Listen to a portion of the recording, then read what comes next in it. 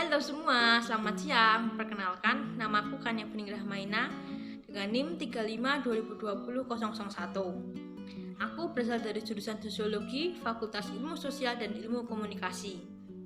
Dalam video kali ini, aku akan menjelaskan mengenai Ian Fu dalam teori feminisme Marxis.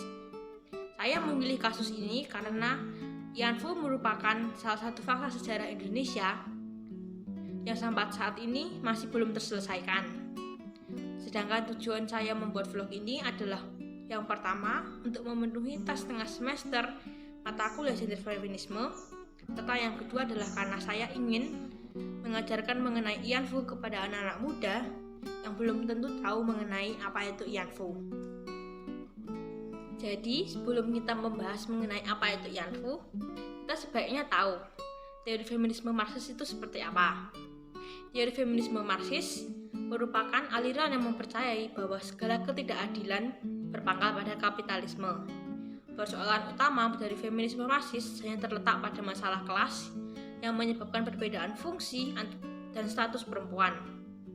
Bagi feminisme Marxis, perempuan berjuis atau kelas menengah atas tidak akan mengalami penindasan yang sama dengan perempuan di kelas proletar atau kelas menengah, kelas buruh.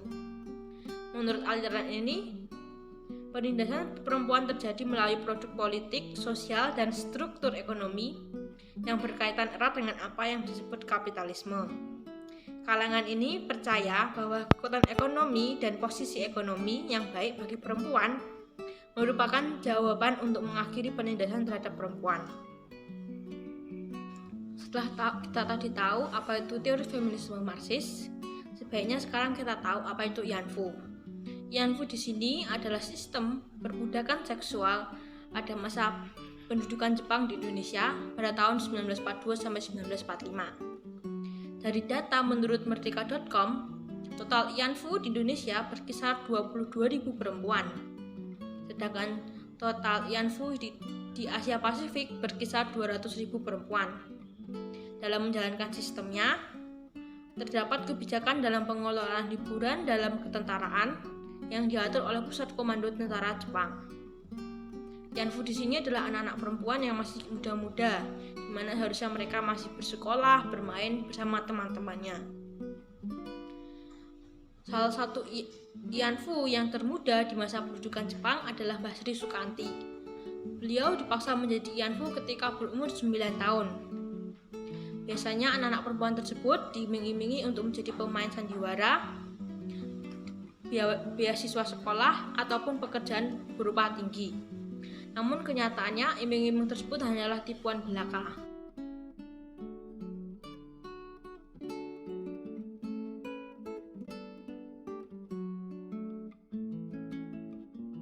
Maka dari penjelasan yang tadi sudah disampaikan, kita bisa menganalisis menggunakan teori feminisme Marxis dilihat dari perspektif kelas, gender, serta seksualitas.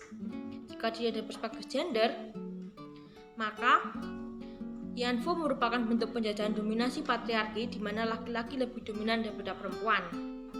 Selain itu, Ian Fu juga bisa dilihat dari perspektif seksualitas, di mana perempuan menjadi korban perbudakan seksual oleh laki-laki atau tentara Jepang, di mana para perempuan menjadi korban dan dipaksa melayani para pemenang perang atau penjajah Jepang.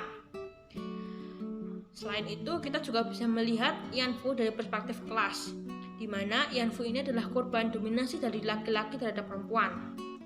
Selain itu, Ian Fu juga merupakan korban dari penjajahan dunia negara pertama atau negara maju kepada negara berkembang atau negara dunia ketiga, serta penjajahan dari negara kaya terhadap negara miskin.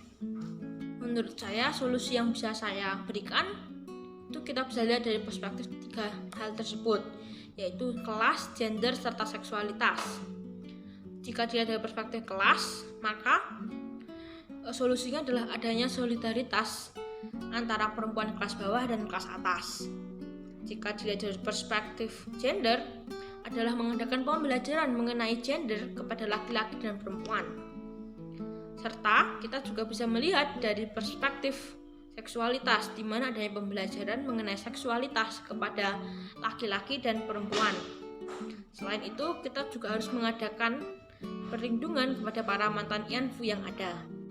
Maka dari penjelasan di atas dapat disimpulkan bahwa Yanfu merupakan bukti dari adanya dominasi laki-laki terhadap perempuan selama penjajahan Jepang. Selain itu, dapat disimpulkan bahwa Yanfu merupakan bukti adanya dominasi patriarki di mana laki-laki lebih dominan daripada perempuan. Hal lain yang bisa disimpulkan adalah Yanfu juga merupakan bukti adanya perbudakan seksual oleh laki-laki atau tentara Jepang, di mana para perempuan menjadi korban dan dipaksa melayani kebutuhan seksual para pemenang perang atau penjajah Jepang.